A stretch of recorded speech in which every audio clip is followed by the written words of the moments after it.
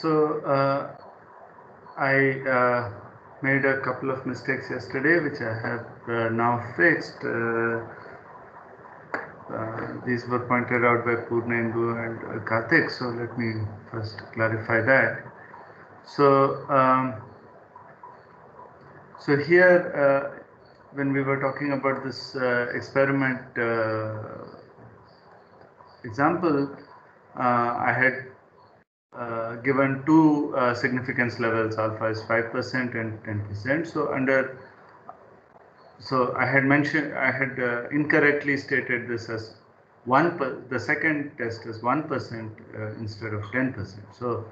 So I have made this changes in blue. So this Z should be 0.05 and not 0.005, and that's the value is 1.645. That is correct. And so if you take, so this was a mistake. So if you take 10%, if you allow for the probability of type 1 error to be 10% instead of 5%, this acceptance window gets smaller, because 10% means the area under this curve of the tail should be 10%, not 5%. So this area is larger, means these numbers are closer to the origin, and consequently the window of acceptance is narrower. So for the same value, we accepted at 1.68 and we at 5%, and we now reject it at 10%. Okay, so that was a mistake. And here for the p-value business, I had written reject H0 if the p-value is greater than alpha. Of course, we should accept it. So large p-values should give acceptance, and very small p-values should give reject. So this is some mnemonic you can keep in mind. Okay, yeah. Thanks to both of you for pointing that out. All right. So now we've been talking so far about type 1 errors. So that is how we have been defining our confidence. I mean, we have been using the concept of confidence intervals and type 1 errors to set to reject or accept the null hypothesis. So now we want to talk about type 2 errors. So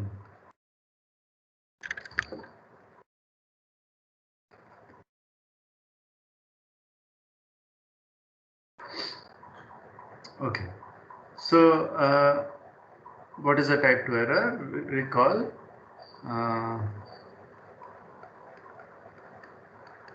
that a type 2 error occurs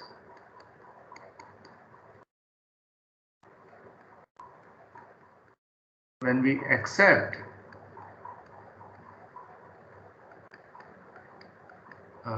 H0, which says that the true mean is mu naught, when in fact the true mean is some mu which is not equal to mu, right? So that's what type 2 error. Type 1 error says we reject H0 when the true mean is mu naught. But now this is some converse problem in some sense. So let's calculate. So we want to calculate the probability of this error, and of course this will depend on mu naught. So we again fix a significance level alpha.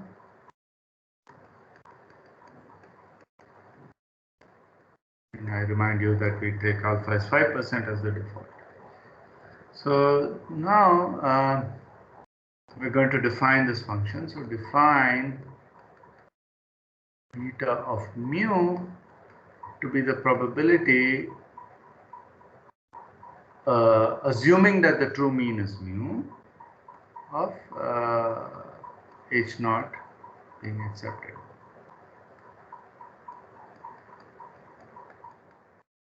Right. So I remind you this notation from last time. Where is it? That's above. So when we calculated the probability of type 1 error, so P naught, P sub mu naught was the probability for a n mu naught sigma squared random variable. So this is probability for mu sigma squared. So remember that sigma squared is known. Okay. Right. So that's what. So we keep that subscript to remind ourselves of what the underlying, what are we assuming about the underlying mean. So this is of course. So what is the H naught acceptance mean? This means that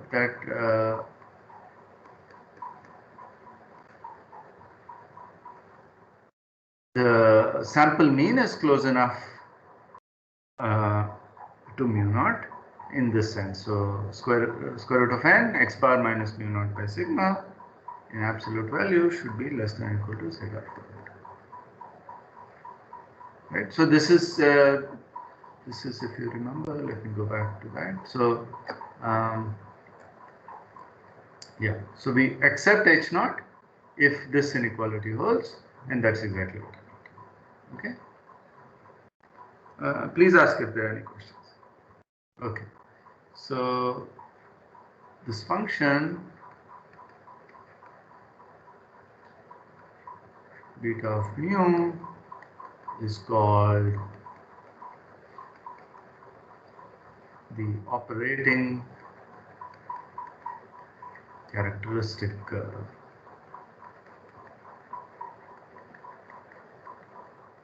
OC curve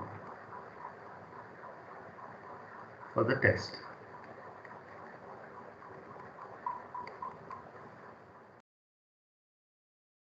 So this of course will depend on the precise, I mean, we can calculate type 2 errors for many different kinds of problems. Here we are talking only about the normal, mean of the normal, when the variance is known. So of course you will have different OC curves depending on for different tests. Okay. So since x1 up to xn are IID normals with mean mu and variance sigma squared, remember the true mean is mu. So z, which is square root of n x bar minus mu by sigma, is standard normal. Mu here, not mu naught. Okay. So our null hypothesis is saying that the true mean is mu naught, but it turns out that the true mean is mu, which is different from mu naught. Okay. Good. So now we can use this to calculate beta as a function of mu. So how do we do that? So this is just some algebra. So beta of mu is the probability under mu that minus z of alpha by 2 is less than or equal to square root of n x bar minus mu naught by sigma is less than or equal to z alpha by 2. Right? And now what I'm going to do is just to add and subtract mu. So then you see I get this factor, square root of n by sigma is constant, common. So I pull out an x bar minus mu and I call that z. So this is the probability under mu of minus z alpha by 2 less than or equal to, I pull out a capital Z from here, and what I am left with is plus square root of n mu minus mu naught by sigma. This is less than or equal to z alpha. Okay. So now I take this factor on the other side. So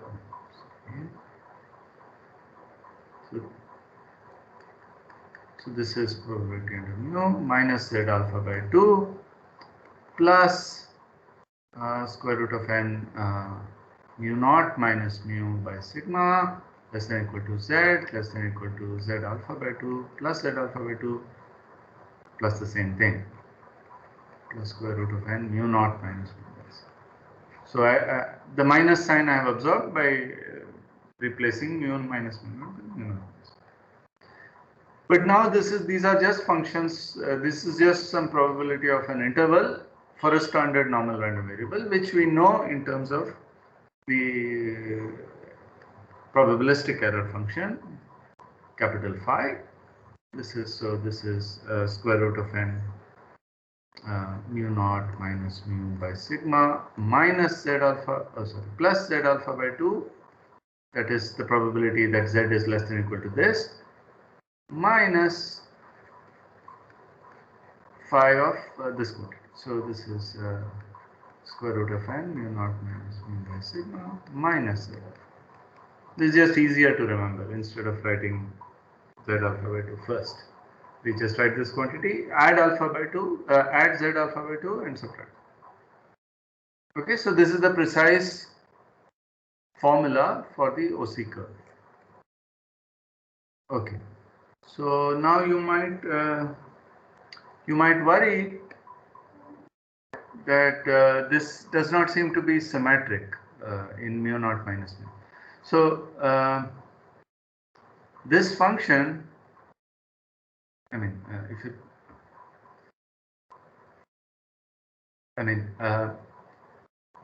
if mu is far away from mu naught, you should get the same error whether mu is greater than mu naught or less than mu naught, right? So this should be symmetric. This should be a symmetric function. So beta should be a symmetric function of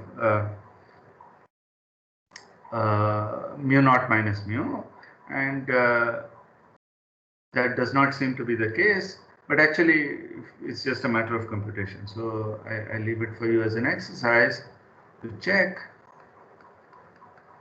that phi of x plus z minus phi of x minus z is equal to phi of minus x plus z minus phi of minus x minus. Okay. Why do you think this is true? I mean, what property of phi are you going to use to prove this?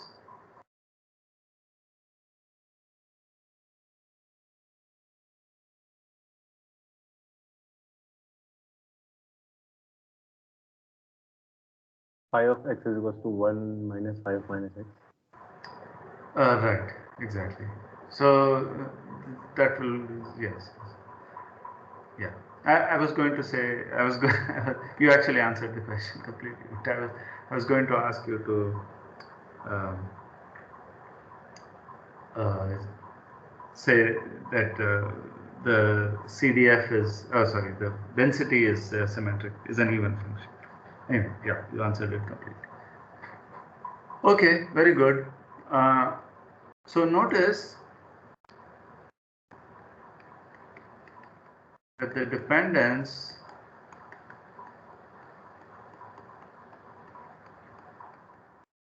of beta mu on mu is solely through this object here, which is square root of n mu naught minus mu by sigma. Right? So because of this property, it's actually, I can put an absolute because of this property. So it doesn't, so let me say this here, therefore beta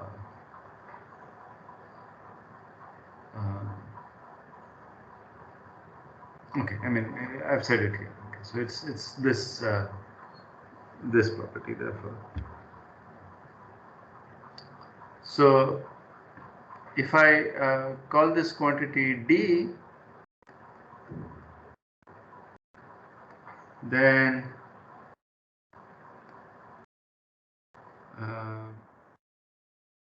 beta is symmetric about the origin.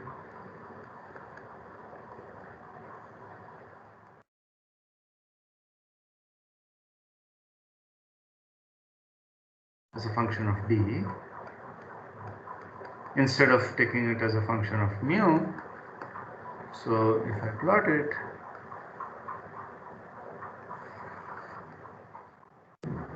so here is 0. So notice that this depends on alpha.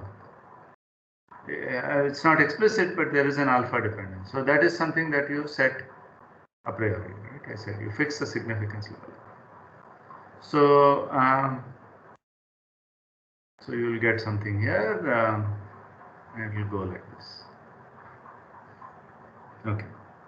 So I have a question for you. What is this value?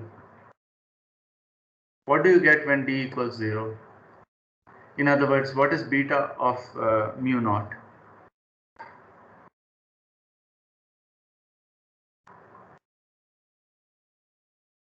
You can look here.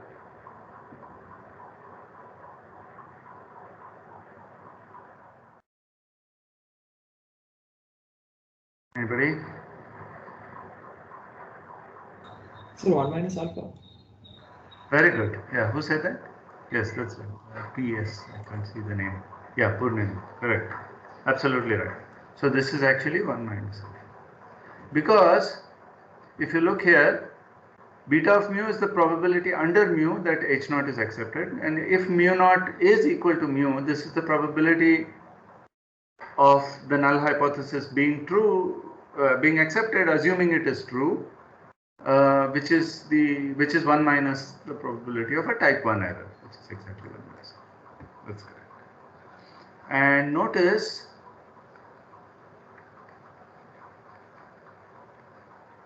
that beta of mu decreases as mu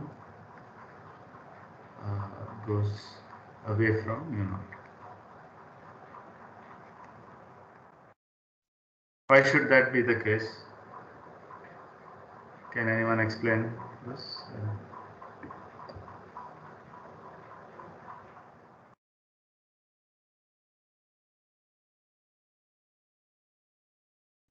So again, let's go back to the definition. So beta of mu is the probability, assuming that mu is the true mean, that H naught will be accepted. So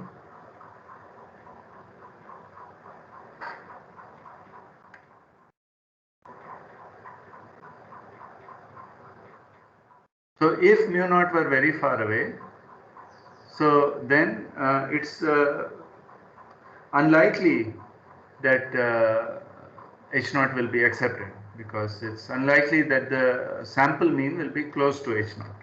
Right? So that's roughly the idea. And it's because of the error function property, it's a monotonically different. So it makes sense. Okay, so let's go back to the same example as before.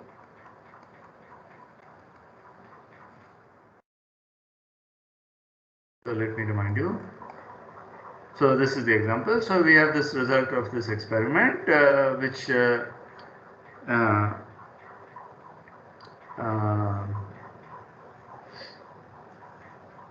is 8 plus some noise. We accept, and after 5 samples, 5 repeated experiments give sample mean 9.5. So let's do this experiment again, or do this example again.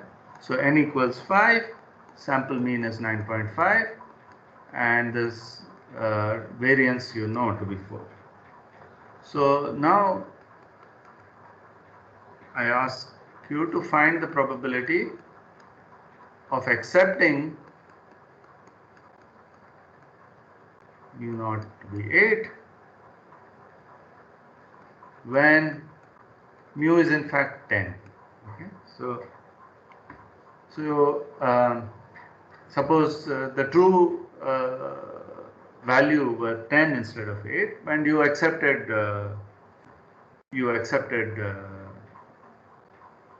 this value. I mean, you accepted the null hypothesis. So in this case, we calculate this quantity d, which is square root of n by sigma, mu minus mu naught, mu naught minus mu. So this is square root of 5 by 2, and mu naught minus mu is minus 2. So that cancels, so we get minus square root of 5. Okay, so this probability, so we are precisely calculating beta of mu. Is type 2 error is phi of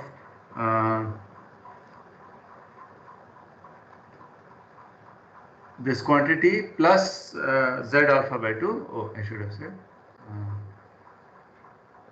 at significance level 5%. So in that case we know z alpha by 2. So so we add z alpha by 2 and subtract z alpha by 2. 2 minus 1.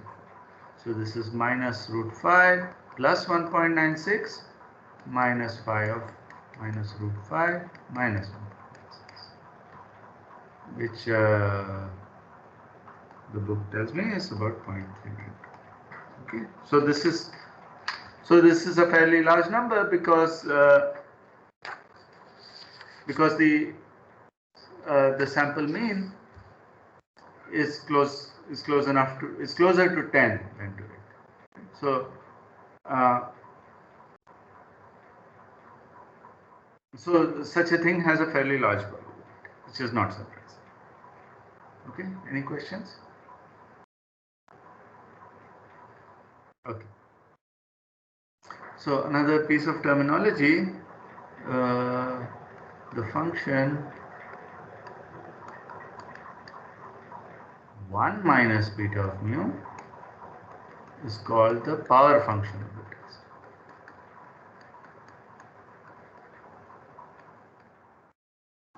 There are so many names for similar things because people came up with these things in independent contexts, and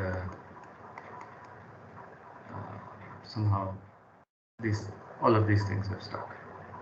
I mean, beta of mu is called the OC curve, then why do you need to call 1 minus beta of mu something? It's just because different people came up with this. Okay, as I said. So the reason for this is this name is because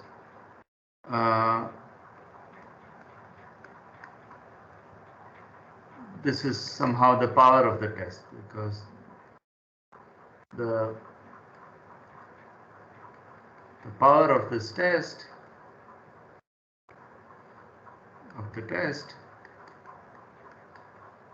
is the probability of rejecting mu naught when mu is true.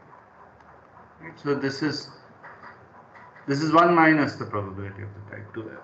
Right? So in some sense, it measures the strength of the measures the strength of the test. Okay. Okay. So another use. So earlier we had used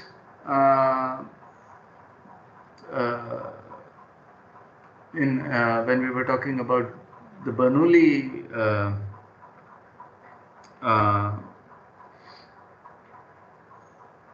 confidence interval, we had used alpha to calculate how many samples we need. So we can do a similar thing. So using the type 2 error. So the OC curve is also useful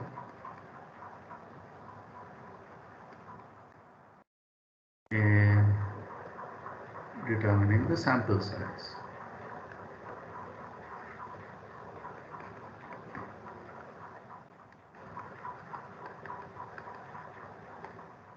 So suppose we want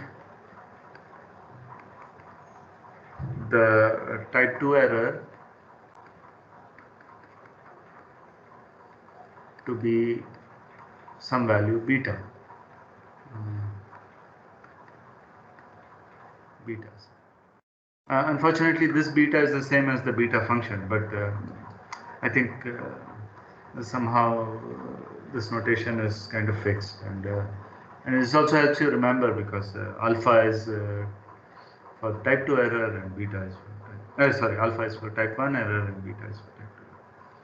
So so we want to choose n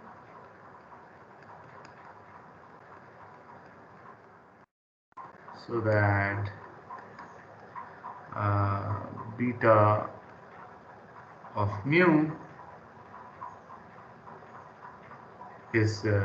Okay. So as I said, this notation is a bit clumsy, but we'll forget it very soon. So phi of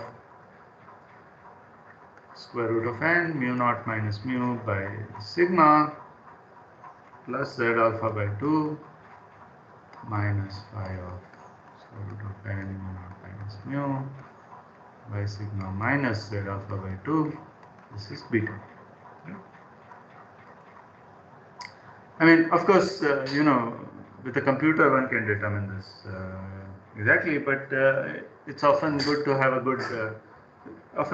quick approximation. Right? So we cannot solve this analytically.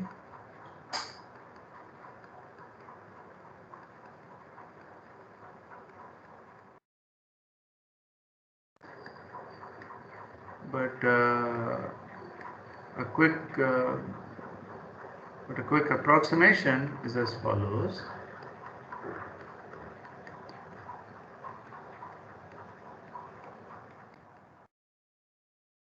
So look at this quantity. So square inside the parentheses. So square root of mu naught. Okay. So assume for now that mu naught mu is greater than mu naught. Okay. This you'll see very soon that it does not matter. So then this quantity, square root of n mu naught minus mu by sigma minus z alpha by 2 is clearly less than or equal to minus z alpha by 2. It's less than, right? Because this quantity is negative. Okay, so that means that phi of this quantity, square root of n mu naught minus mu by sigma minus z alpha by 2, is less than phi of minus z alpha by 2.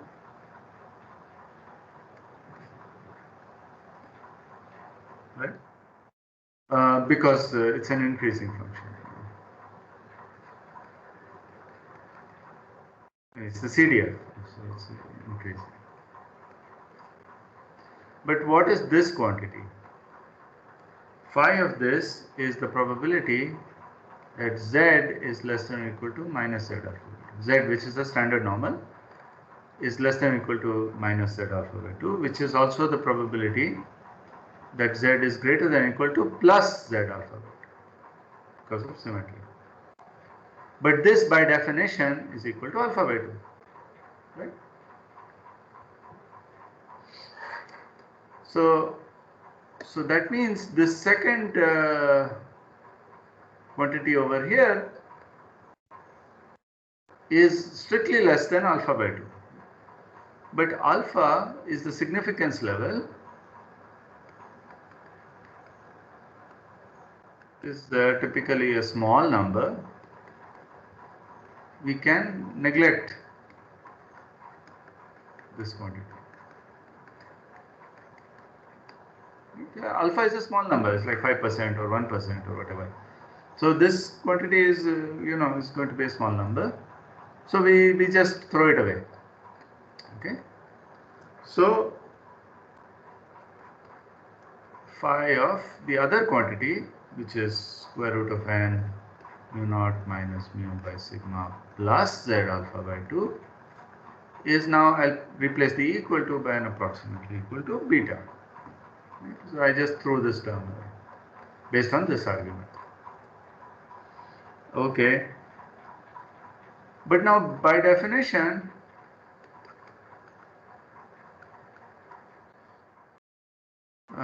beta is the probability of z greater than z small z beta, which is also the probability that z less than minus of z beta, again by symmetry, which is phi of minus z beta. Right? So this quantity therefore should be equal to minus z beta. So thus square root of n mu naught minus mu by sigma plus z alpha by 2 is approximately minus z. And so, I mean, you take the z alpha by 2 on this side and, you know, take these other factors on this side, square everybody. So n is approximately z alpha by 2 plus z beta whole squared sigma squared by mu naught minus mu whole squared. So you need roughly so many samples. Okay. And you can see this is now does not depend on mu naught minus mu, but some assumptions that we made depended on mu being greater than mu naught. So I'll leave it for you as an exercise to show that you get the same value of n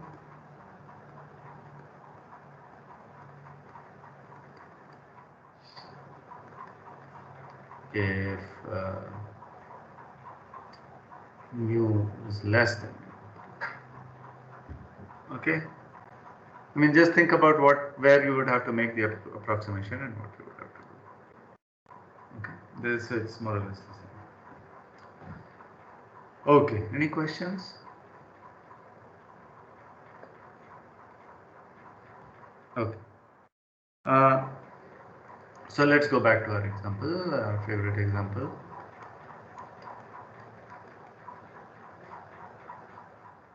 Okay. Okay, so this is the kind of way the questions will be posed. So it's good to parse. So it's good to learn how to parse such statements. So the question is now. So what are you? Okay, so let me say what is known. So we know that sigma squared is 4. You are given that. Okay. And you all, so now you have to, the question, okay, so let me just write. So find the number of experiments needed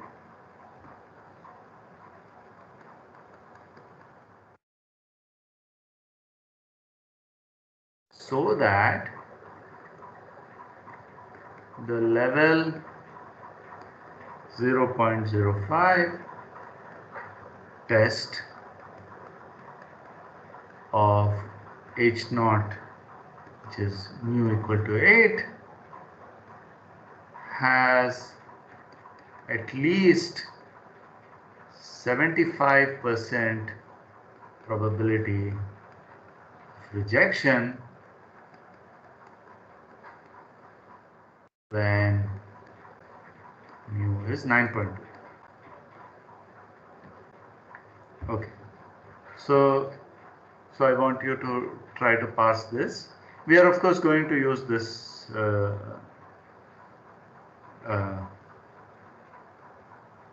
let's say mu naught. So we are going to use this formula, and so mu naught is 8, mu is 9.2. So those are the two things which are known. Sigma you know. So I want you to tell me what should you use for alpha and what should you use for beta. Actually, alpha we already know. So so alpha is 0.05. So z alpha by 2 is 1.96. So this is something that we already know. But what should we do for beta?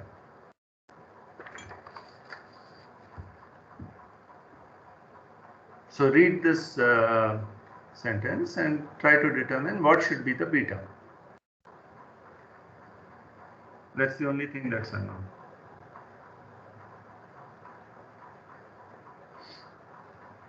Anybody? 0.75. Sorry? 0.75. Sorry, 0.7. No, it's not 0.75. So that's the thing I wanted you to avoid saying. So let's go back to this power function thing that I said. So this is the power function is the probability of rejecting mu naught when mu is true. So it's 1 minus beta. So this is what we said. So we want the probability of having the probability of rejection being 75%. So we want, so the type 2 error is 1 minus the probability of rejection. Okay, so it's 1 minus 0.75, which is 0.25. So this is where you have to be a little careful. I mean, there are a lot of numbers floating around. It's very easy to make mistakes. So you have to carefully parse such sentences, because this is how questions will be asked. Find the number of experiments. In one shot, everything will be, all the information is there in this sentence. Alpha is here, well, sigma was given before, but alpha is here, mu is here, mu naught is here, you know, everything is there. So you have to make sure you understand what that statement is. So we need z of beta, which is so z of 0.25. Oops. This one can see from the tables, and it is approximately 0.67. So then we can calculate n using this formula. So n is approximately 1.96 plus 0.67 whole squared. Sigma squared is 4, that's given to you, and mu 9.2 minus, so mu minus mu naught whole squared. This is what we have, and this turns out to be approximately 19.2. So that means we need at least 20 experiments. Okay. And let's do a double check, because we made this approximation. Let's double check this answer. So let's say n is 20, and let's calculate the probability of type 2 error. The probability of type 2 error is beta of 9.2, right? Because so because mu is 9.2, so beta of 9.2, which is phi of what? So this is okay, let me go back there.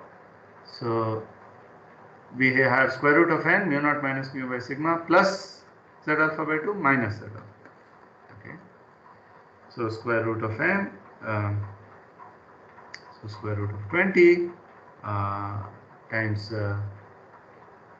8 minus 9.2 divided by 2. Sigma squared is 4, so sigma is 2, plus 1.96 minus phi of square root of 20, 8 minus 9.2 divided by 2 minus 1.96, and this turns out, this is a negative quantity, so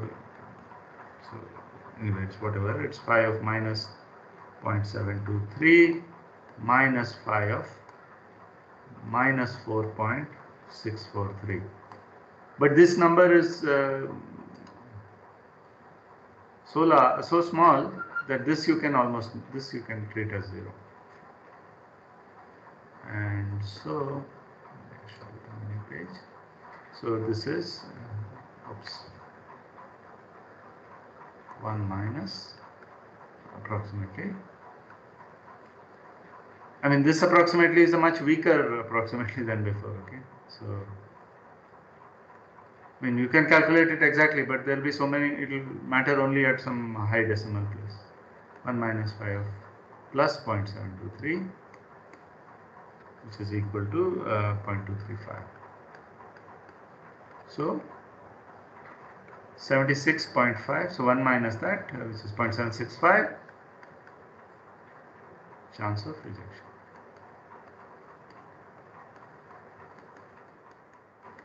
And if you have taken 19 instead of 20, this will be smaller than 75%. But you need at least 75%. Okay, so this works. Any questions?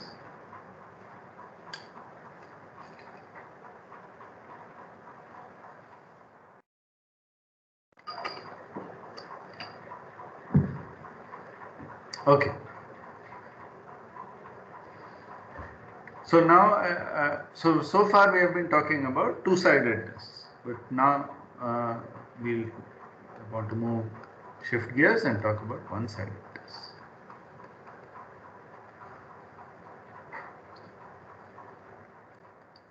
So remember I talked about the alternative hypothesis H1.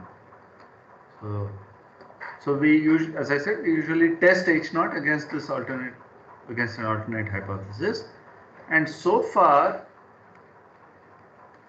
we have been taking H1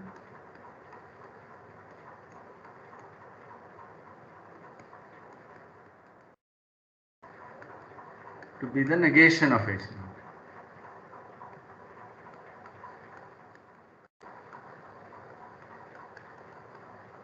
So that means very large, both very large, emphasize the both, both very large and very small values of X bar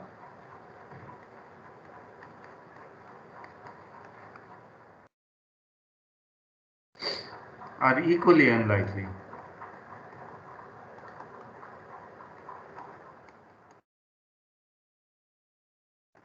when mu naught is the true mean. Right? So it's kind of both the sides are treated equally, but in many applications,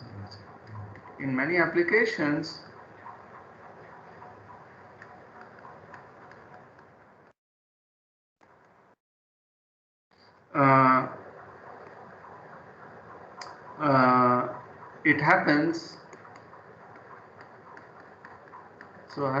that the only alternative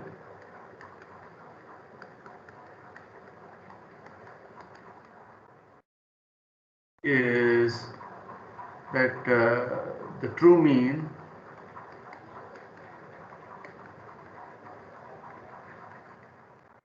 is greater than mu. I mean, it cannot be less for some conceptual reason that comes from the experiment or observation that one is making. Okay, so that's why this is the phrase one-sided test. So what's the big deal here? The issue is that now if X bar is very small,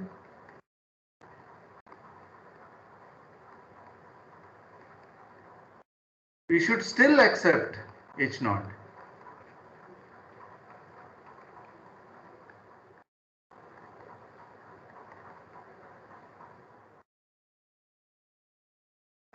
Rather than, I should have said, okay, so before this, let me.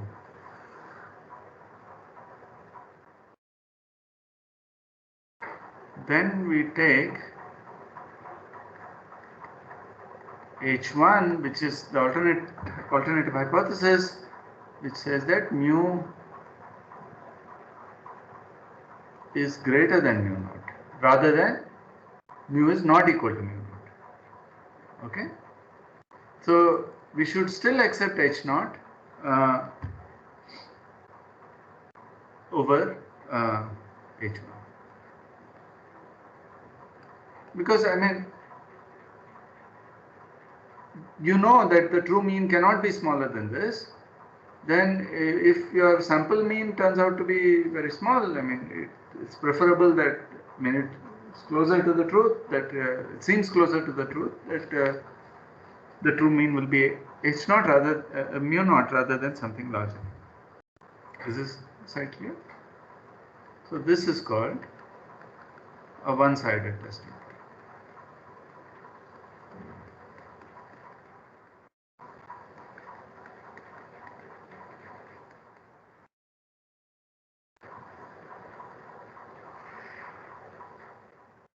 Okay.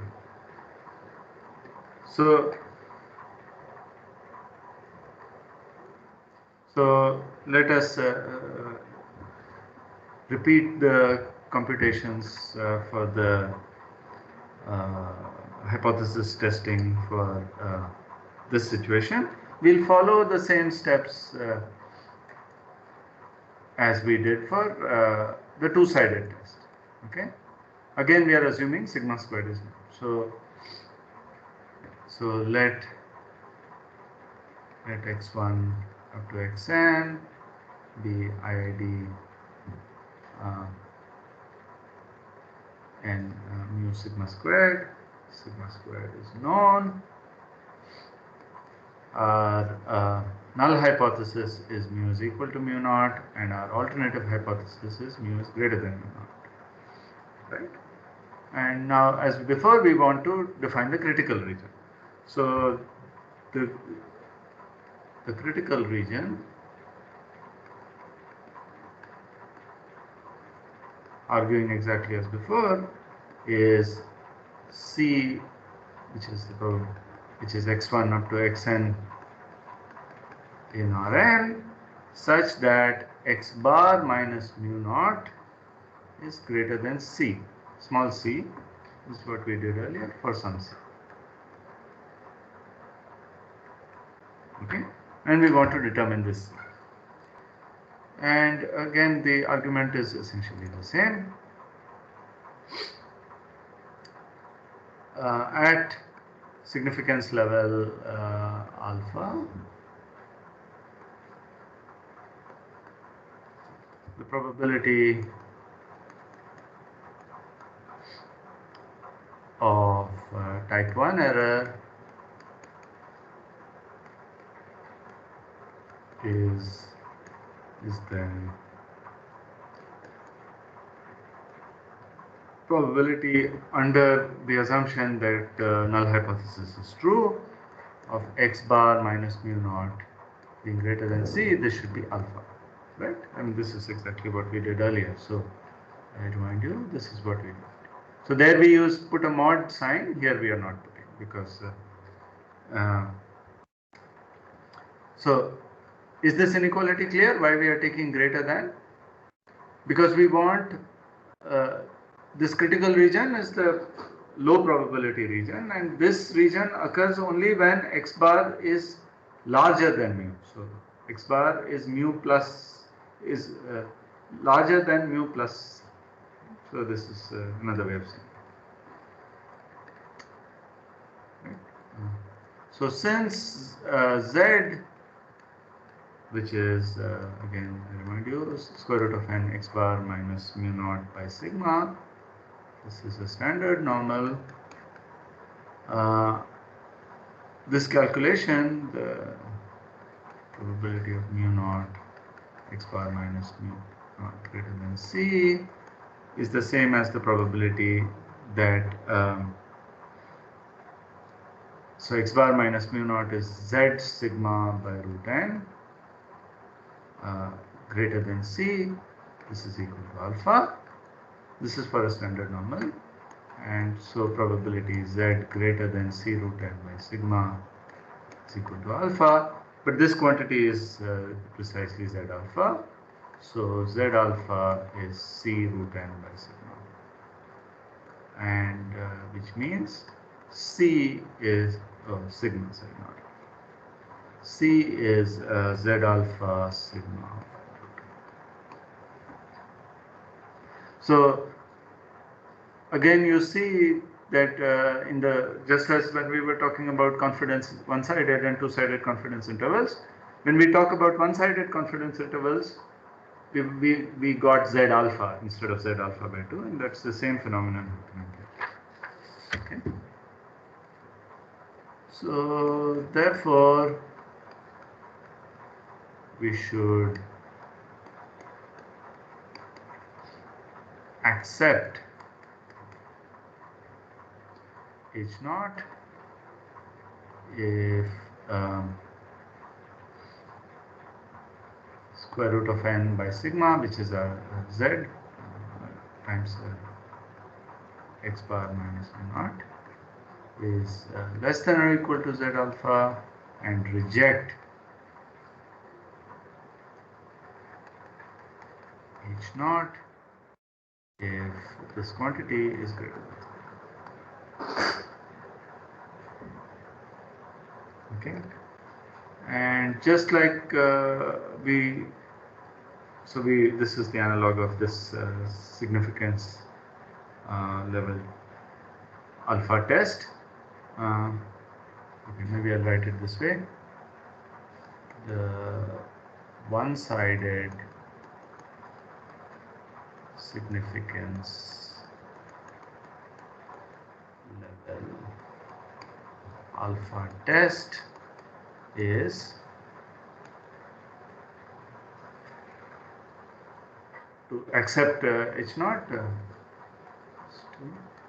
accept H naught, etc. Okay, so that's the analog of this statement. And here, if you draw the curve, we are only looking at grid on one side. And one can also talk in terms of p-values. So the p-value of such a test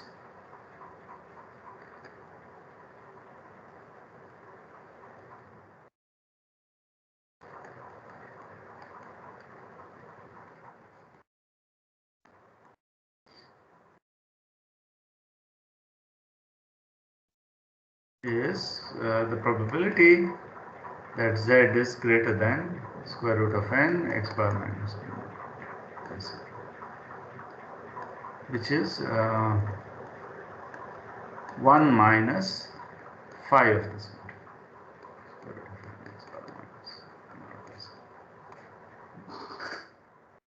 one. So one can describe the p-value using the error function, probabilistic error function. Okay, so let me end with again going back to the same example using different numbers here. So suppose we know in this case that the true value is greater than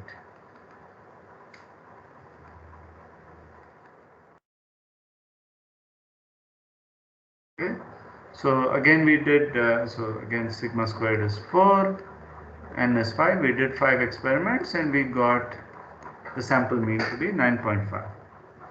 So what is the p-value? So find the p-value.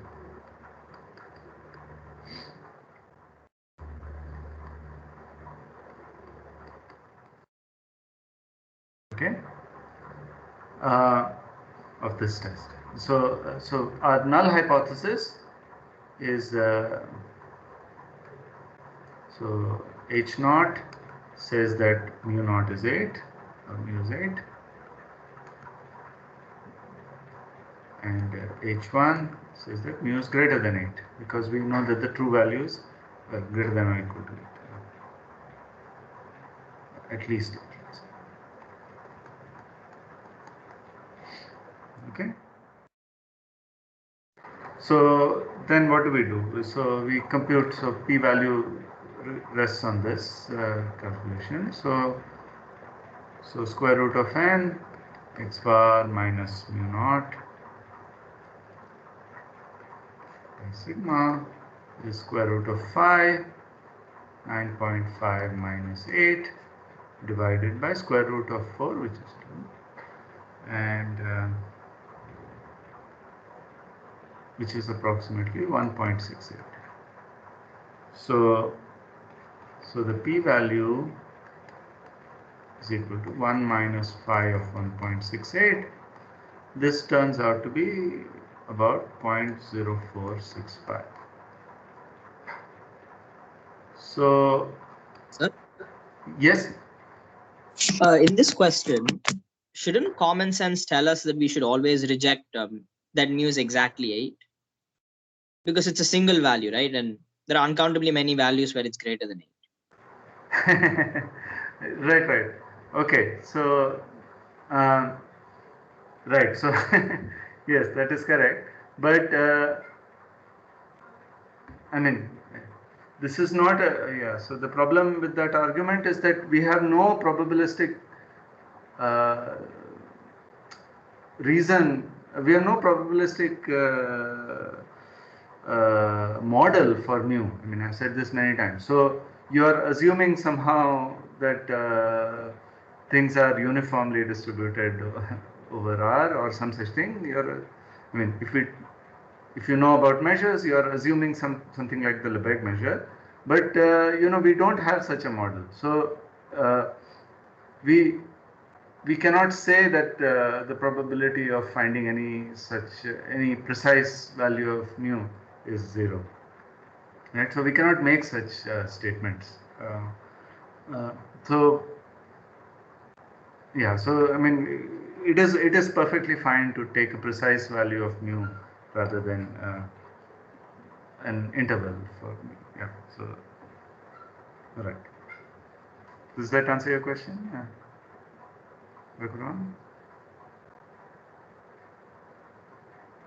I'm not sure. No, I mean so what is your disquiet? I mean, you can tell me. It kind of seems like you're saying that what I said, you can't be sure that I'm right. But on the other hand, you can't be sure that I'm wrong when I think about it, No, so that's what we are determining, right? So no, I'm not saying. So I'm saying the argument that you made does not work because we don't have any model for mu, right? That's why we say confidence instead of probability and so on. I mean we don't. From data, we can only say with some confidence that something is true. We cannot ascribe probabilities because we simply don't have a model for mu. So if you said mu were some uniformly distributed in 0 to 10, then of course mu being 8 is exactly 0. But that's not the kind of thing that we know, right? So we assume that there is an underlying probability distribution and there is some mu associated to it. How that mu is chosen is not something that we know. Right? That is the problem. Right. So if the p-value is 0.0465, we should reject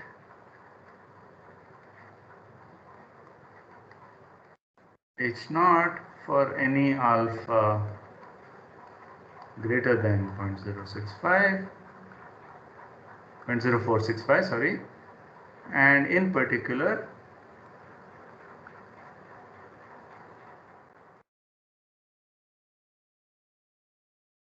for alpha equal to 0.05, which is the standard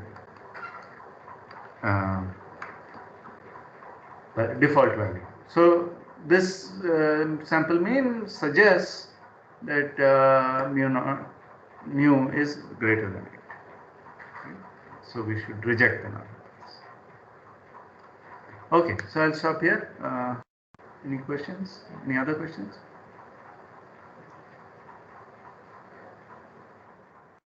Okay. So see you on Friday. Yes, Raghuram? What is the justification for the exact shapes that we are choosing for the critical regions here? Exact shape meaning?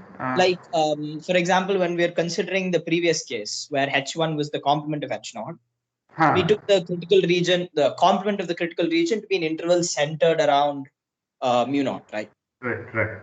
And now we're taking it to be a one-sided interval. So because I'm saying, yeah, so so it's natural to take two-sided, but suppose from the application that you're working on, suppose you know that the true thing cannot be less, right? So, for example, you're computing positive, you're doing some things with positive numbers, let's say heights of people or some such thing. Now you know that heights cannot be negative, right? So the whatever sample mean you get, you know that the true answer cannot be negative. So okay, that would justify the choice of H1. But what I'm asking is, even yes. given H0 and H1, why are we sure that we should take a critical region which looks exactly like this? Like, because we could consider almost any kind of set if we really wanted to, right? And we can always come up with a Right. set for which probably the critical region is alpha given H0 and so on. Right. So this is the simplest choice, and in some sense, for lack of any further knowledge, you take the simplest possible assumption. So that's why you take it symmetrically around mu naught. I mean, it's just the simplest possible thing you can do. So if you have more information, of course you can do more. But yeah. Simplest in what sense? Well, I mean, in the sense that you don't know, if you don't know anything more, so you have this mu naught, right? And you measure something, I mean, and you're trying to determine it. And if you have no further information and you don't suspect mu naught less than or greater than to be more important in one way or the other, then why would you distinguish them? Right? I mean, that's the point. Distinguish what? I mean, why would you say that, for example, you could say that I take mu naught minus a half, I take the critical region to be less than mu naught minus a half and greater than mu naught plus 3.2. Why would you do such a thing? I mean, if you have no justification for preferring one side over the other, I mean, it's just unnatural to do anything more refined. But that assumes that the complement of the critical region is a single interval. It could also be multiple intervals or any other kind of set. Is there some precise or formal justification that in some sense this is the simplest region or the optimal choice? Yeah, so it's very hard to give justifications like that. Right? I mean, why would it be multiple intervals, for example? I mean, because but I can equally ask, why would it be a single interval? Just no, because you could of course ask that. It's the first thing you think of. No, this cannot be answered at any level of mathematical rigor. No, so I mean, it's commonly agreed upon thing that I mean, you could ask the same question about when we say when I give you these problems about discrete probability, and you can say why should I choose the uniform probability for something? I mean, it's just the simplest choice. Of course, you can do anything that you like. I mean, there's no problem like that. We're assuming that the problem just happens to be like that, right? Like we're assuming that's the situation. It's a hypothetical. That's what I'm saying. Which one? When you say suppose X is some variable with a uniform distribution, that's like the hypothetical premise of the problem, right? Right. Whereas here, if you have an actual problem, you'll introduce this shape of the critical region. Correct. So, right. So there are many assumptions that are going into an actual problem, into modeling an actual problem mathematically, right? I mean, that is the issue.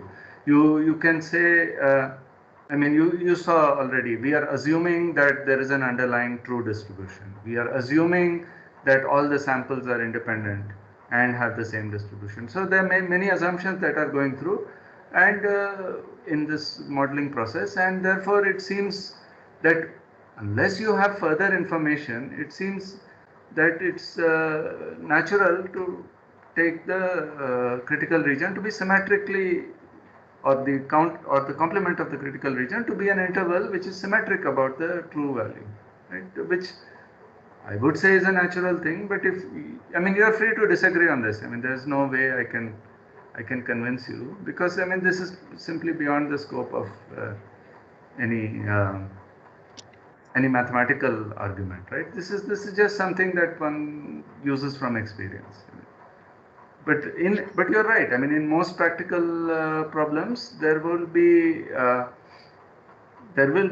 experimenters will know more, and can do something much more refined, and that we allow for, right? I mean, so at the level of this course, we only talk about this one-sided test and this two-sided test. But of course, one can refine it in many ways, and depending on the context, I'm sure experimenters do that. Okay. Okay. So it's sort of a convention to use this shape. Yeah, exactly. Yeah. And I would argue that it is natural, but if you don't find that argument convincing, that is perfectly fine. You just treat it as a convention. Okay. Thanks. Thanks. Oh, let me stop it.